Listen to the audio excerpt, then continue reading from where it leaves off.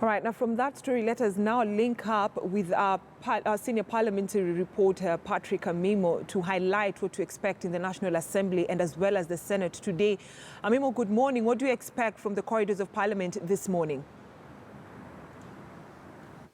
Thank you. A great Tuesday where both houses will be resuming their sittings this particular week. And in the National Assembly, top on the agenda we have this morning that Committee on Communication, Information and Innovation will be holding public hearings with regard to the Data Protection Bill 2019. This particular bill is so critical in that Kenyans are worried that their sensitive data, which is private, could land in hands of individuals who might use it for criminal purposes if we don't have a clear data protection policy in place and or law.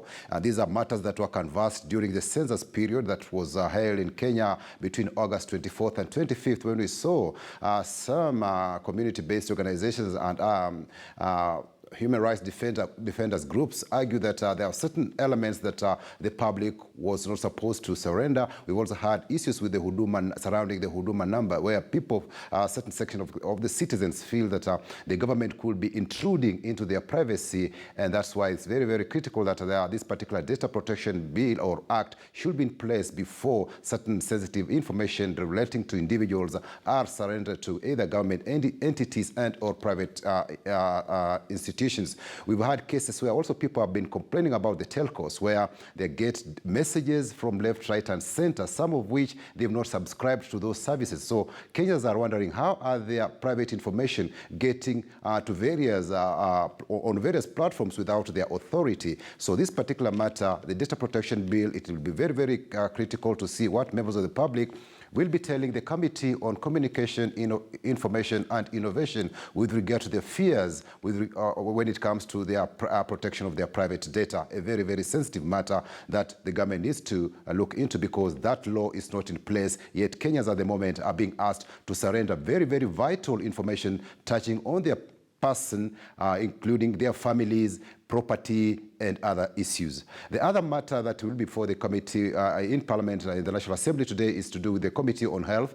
They expect to meet the Cabinet Secretary for Health to shed more light on some of the queries or petitions that have been put forth by members to do. One of it has to do with the mental illness. The country has of late witnessed high reportage of cases of suicide and mental disorders, and it's a feeling that Kenyans are leading a stressful life. Maybe the economic situation is not improving, and things are now, maybe they are finding themselves pushed to a corner. And without clear policies on how these particular individuals who are facing this mental anguish can be cancelled, then it is a problem. And now that's why the CS Health should be brought, will be expected to shed more light on what the ministry is doing with regard to addressing matters to do with mental health, because it is now a matter of great concern when a country is witnessing the various when the social structure cannot hold. Then maybe some people find themselves in a state of anomie, and maybe they think the only alternative to their life is to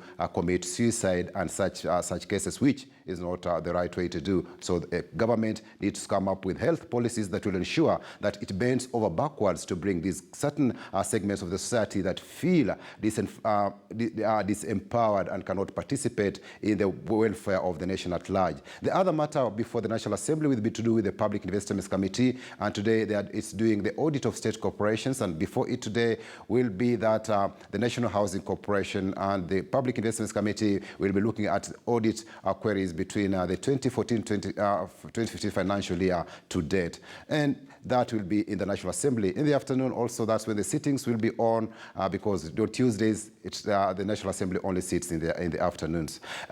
With regard to the Senate has devolved its sittings to Kitui County. That's where the senators are converging to hold their sittings, and also they'll be having different committees of the Senate have assigned themselves various mandates or issues they'll be tackling at Kitui and other adjacent counties. Also, after that, they will be holding their plenary sessions in the afternoon. So this week, the Senate has evolved to Kitui County. That's where most of its echoes will be coming from, that county of Kitui, whose governor is Charity Ngilu, and the senator for Kitui is Enos Wambua. So the senators are converging in Kitui. They are not in Nairobi as such. And this is according to the law, because Article 126 of our Constitution allows any house to hold its sittings in any part of the country as long as it's within our territories. And for the Senate, we've